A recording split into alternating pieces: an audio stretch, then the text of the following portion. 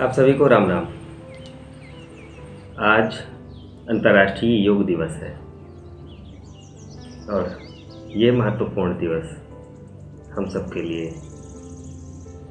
स्वस्थ शरीर, स्वस्थ मन और स्वस्थ विचार और आध्यात्मिक परिवेश उत्पन्न करे। आप सभी को अंतर्राष्ट्रीय योग दिवस की बहुत सारी शुभकामनाएं।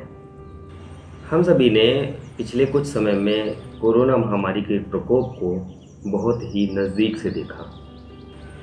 उन सभी लोगों ने जिन्होंने योग और योगाभ्यास को नियमित अपनी दिनचर्या में शामिल किया, वे अपने शरीर, मन और विचारों को स्वस्थ रखने में कामयाब रहे।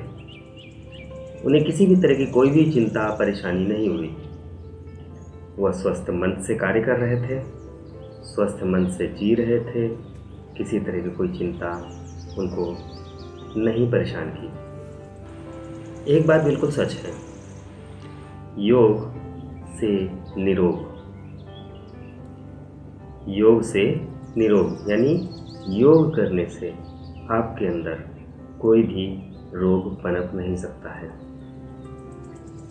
क्योंकि यही योग है जो आपके शरीर में वात, पित्त और कफ त्रिदोष को संतुलित करता है।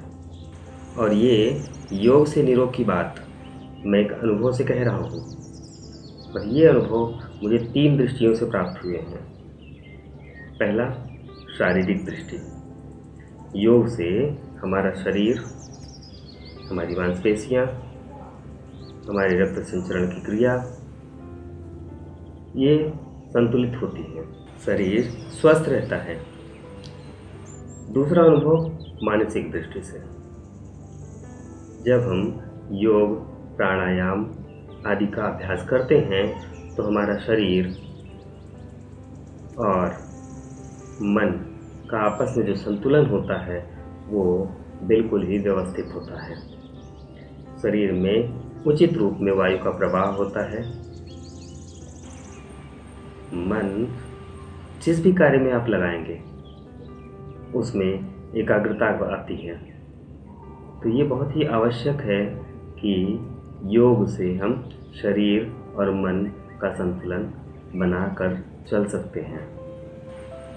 यानी योग के सिद्धांतों का पालन करते हुए हम ईश्वर के नज़दीक जाते हैं, ईश्वर के समीप पहुंचने का एक मार्ग प्रशस्त होता है, जिससे हम अपने जीवन को ईश्वर में बनाते हैं, ईश्वर में समाहित होने की ओर अग्रसर होते हैं। सरस्वती शिशु मंदिर में हमने पढ़ाई शुरू की। वहाँ पे जो वातावरण था वो बिल्कुल आश्रम परंपरा वाला वातावरण था, गुरुकुल परंपरा वाला वातावरण था। और वहाँ प्रतिदिन सुबह प्रार्थना होती थी, सरस्वती वंदना होती थी, पूजन होता था, और उसके बाद कुछ योग की छोटी छोटी बातें की जाती थी, चर्चा होती थी। और कक्षा प्रथम से लेकर द्वादश तक यानी 12वीं तक मैं सरस्वती शिशु विद्या मंदिर का ही छात्र रहा। एक बहुत अच्छा वातावरण मिला, वहाँ से आध्यात्मिक वातावरण मिला। तो मैं तो कहता हूँ योग की शुरुआत वैसे तो जब की जाए बहुत ही बेहतर है, लेकिन यदि छोटे बच्चे हैं तो उनको अभी से ही इस चीज़ की शिक्षा देनी शुरू कर देनी चाहिए। योग के 8 अंग यम, नियम, आसन, प्राणायाम, प्रत्याहार, धारणा, ध्यान, समाधि, ये योग के 8 अंग हैं। इसमें से प्रथम 5 अंग यम, नियम, आसन, प्राणायाम, प्रत्याहार ये बहिरंग योग की श्रेणी में आते हैं। धारणा, ध्यान, समाधि ये अंतरंग योग की श्रेणी में आते हैं। सबसे पहले हम जो योग की शुरुआत करते हैं, यम, नियम, आसन, प्राणायाम, प्रत्याहार, इन पांचों चीज़ों पर अभ्यास करते हैं। और उसके बाद हम अंतरंग योग की तरफ बढ़ते हैं और फिर धारणा प्रारंभ करते हैं। धारणा ही हमारी एकाग्रता की शक्ति का आधार होता है। धारणा से हम ध्यान की ओर जाते हैं, और जब हम ध्यान की ओर बढ़ते हैं तो हम ध्यान के एक उच्चतम अवस्था पर पहुंचने के बाद समाधि की ओर बढ़ते हैं। धारणा, ध्यान, समाधि, अंतरंग योग, ये पूरे 8 अंग मिलाकर योग होता है। महज कुछ आसन या व्यायाम कर लेने से योग नहीं होता है। आसन और व्यायाम करने से ये जरूर हो सकता है कि आपके शरीर में कुछ बल आ जाए, लेकिन बिना यम और नियम का पालन किए आसन करेंगे तो उसके कुछ साइड इफ़ेक्ट्स भी होंगे। आपका शरीर संतुलित नहीं होगा। 5 नियम हैं: शौच, संतोष, तप, स्वाध्याय, ईश्वर प्रणिधान। ऐसे ही 5 प्रकार के यम हैं। जब 5 प्रकार के यम और 5 नियम का शोधन हो जाएगा, कर लेंगे, उसके बाद हम आसन पर आते हैं। और आसन के साथ साथ हम प्रारंभ करते हैं अगला स्टेप प्राणायाम का। प्राणायाम में भी बहुत सारे तरीके के प्राणायाम हैं, वो पढ़ना समझना पड़ेगा, अभ्यास में उतारना पड़ेगा। फिर हम प्रत्याहार की तरफ आएंगे। प्रत्याहार में हम किस प्रकार का आहार करते हैं, हमारा शरीर किस प्रकार की, किस प्रवृत्ति की है, किस प्रकृति की है, वो इम्पोर्टेंट है देखना। उसके अनुसार हमारा प्रत्याहार होता है, आहार होता है। जब हम ये 5 चीज़ कर लेंगे तब हम बढ़ते हैं धारणा की ओर, फिर ध्यान की ओर, फिर समाधिस्थ होते हैं।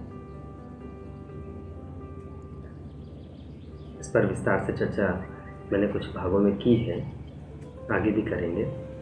पर आज चूँकि विश्व योग दिवस है, इसलिए आप सभी को संक्षिप्त सा परिचय दे रहा हूँ। आज के इस विशेष दिन पर आप सभी से निवेदन करता हूँ, एक संकल्प लीजिए कि योग को पढ़ेंगे, समझेंगे और अभ्यास में उतारेंगे। तभी आपका शरीर शारीरिक दृष्टि से बहुत ही बलवान होगा, मानसिक दृष्टि से बहुत बलवान होगा, आध्यात्मिक दृष्टि से भी बहुत बलवान होगा। आप हर क्षेत्र में निपुणता प्राप्त कर सकते हैं, क्योंकि आप जिस चीज़ को भी ठान लेंगे वो आप पाने का पूरी तरह से मार्ग प्रशस्त कर पाएंगे। तो आइए मिलकर हम सभी एक साथ मनाते हैं अंतर्राष्ट्रीय योग दिवस, और प्रयास करें कि प्रतिदिन अंतर्राष्ट्रीय योग दिवस के रूप में ही मने, यानी प्रतिदिन योग में रहें। पूरे विश्व को भी योगमय होकर निरोगमय बना दीजिए। राम राम।